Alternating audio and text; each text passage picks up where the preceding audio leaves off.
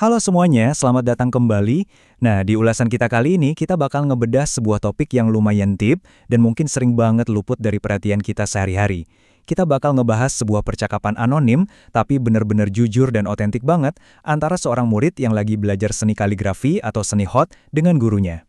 Tapi tenang aja, ulasan ini bukan ngebahas soal gimana cara narik garis tinta atau milih kuas yang bener kok, sama sekali bukan. Kita justru mau ngelihat titik persimpangan yang jauh lebih krusial, yaitu perpaduan antara keahlian teknis dan karakter moral kita. Sering kan ya, kita tuh terlalu fokus ngejar skill biar makin jago, sampai kita lupa nanya ke diri sendiri, sebenarnya skill ini ngebentuk gue jadi orang yang kayak gimana sih di dalam? Yuk, langsung aja kita selami apa yang bisa kita pelajari dari obrolan murid dan guru ini. Pembahasan kita ini berawal dari satu pertanyaan yang lumayan nyelekit dari si murid. Dia nanya gini, kenapa sih kadang keahlian itu justru malah nguji akhlak kita? Si murid ini nyampein sebuah dilema yang, jujur aja, saya yakin kita semua pernah lihat langsung atau malah ngalamin sendiri. Bayangin deh, kalian pasti pernah kan ketemu sama profesional atau seniman yang jagonya tuh kebangetan. Mereka latihan tiap hari, karyanya wah gila sih luar biasa banget. Tapi, anehnya, seiring makin jagonya mereka, kok egonya juga makin selangit ya? Mereka mulai ngeremehin teman-teman atau rekan sejawat yang mungkin nggak bisa sekonsisten mereka karena ya ada prioritas hidup lain yang harus diurus. Si murid ini jadi mikir, kalau seni itu idealnya bisa ngelatih akhlak jadi lebih baik. Kenapa buat sebagian orang, seni malah bikin ego mereka meledak? Nah, ini anomali yang menarik banget buat kita pecahkan bareng-bareng. Oke, mari kita bedah ini lebih dalam lagi. Gini, kita tuh dihadapkan pada apa yang bisa disebut sebagai paradoks sebuah keahlian. Di satu sisi, idealnya, yang namanya seni atau ilmu pengetahuan itu kan harusnya menghaluskan jiwa dan ngebangun karakter kita kan? Tapi di sisi lain, realita di lapangannya, keahlian teknis itu gampang banget bikin kita terbang dan melambungkan ego. Menanggapi kebingungan muridnya ini, sang guru ngasih semacam reality check yang mind-blowing banget. Beliau ngejelasin kalau kesombongan seorang ahli itu bukan berarti seni hot atau ilmu tersebut gagal ngebina akhlaknya. Bukan gitu cara kerjanya. Justru, itu tuh indikasi kuat kalau kematangan batin sang seniman belum berhasil nyusul kemampuan fisiknya. Kasarnya, tangannya udah jago banget, tapi kedewasaan spiritualnya masih ketinggalan di belakang. Nah, dari situ, sang guru narik poin krusial yang bertumpu pada satu konsep penting, tarbiyah. Beliau ngingetin soal filosofi inti bahwa yang namanya pembelajaran sejati itu pasti butuh proses tarbiyah. Ini bukan kayak kursus kilat atau workshop akhir pekan yang langsung dapat sertifikat ya.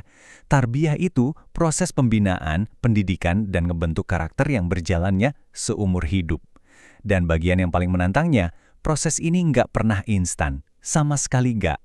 Di zaman sekarang yang serba set-set ini, kita kan sering banget nuntut hasil yang serba cepat, entah itu dalam urusan kerjaan atau nyari perubahan diri. Tapi, sang guru ngingetin kita semua kalau transformasi karakter yang benar-benar nyata itu butuh kesabaran ekstra. Pokoknya semua itu butuh waktu. Terus pertanyaannya sekarang, gimana dong caranya kita ngerem ego ini? Sang guru ngasih 3 solusi batin yang praktis dan bisa langsung kita aplikasikan. Pertama, kita harus mau terus saling mengingatkan. Kedua, kita butuh yang namanya koreksi diri yang non-stop.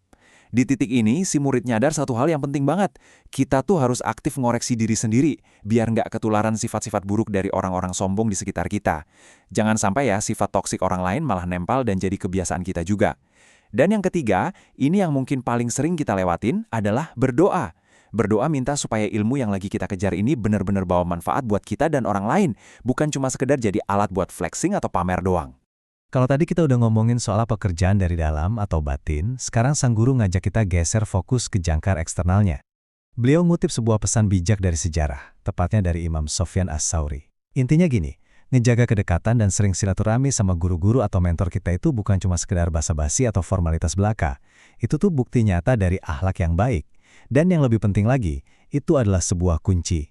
Kumpul bareng orang-orang yang tepat, dengerin nasihat mereka, dan ngarepin doa mereka itu ibarat ngebuka jalan turunnya rahmat. Jadi pas kita lagi ngerasa buntu, stuck dalam proses kreatif atau lagi pusing ngadepin hidup, nyamperin guru tuh seringkali jadi obat dan solusi yang paling mujarab. Nah, dari situ kita bisa narik sebuah perbandingan yang super krusial.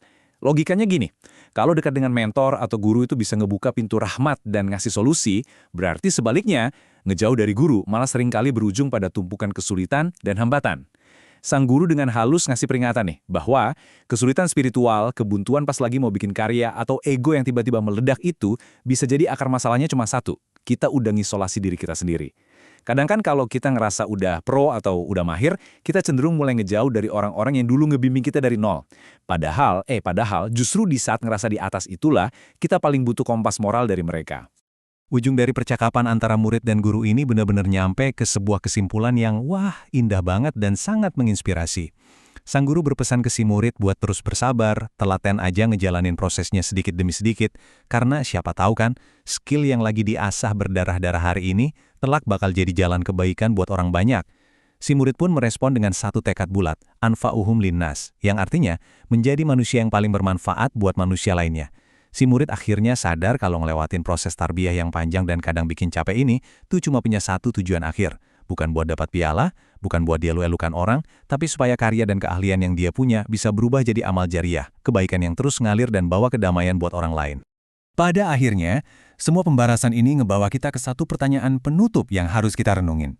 Coba deh, tanyain ke diri kalian sendiri dengan sejujur-jujurnya, apakah keahlian yang lagi kalian asah mati-matian hari ini itu sekedar buat menu-menuhin portofolio doang, atau sebenarnya lagi ngebangun karakter kalian? Apakah ambisi kalian buat jadi expert di suatu bidang itu semata-mata buat ngasih makan ego, atau buat melayani kemanusiaan? Karena pada akhirnya proses belajar yang sejati itu nggak pernah berhenti cuma pas tangan kita udah jago bikin karya yang keren. Proses itu baru dibilang selesai ketika karya tersebut berhasil ngebentuk jiwa yang besar di dalam diri kita. Terima kasih banyak udah ngikutin ulasan mendalam kita kali ini. Teruslah belajar, teruslah berkarya, dan pastinya sampai jumpa di pembahasan kita yang selanjutnya.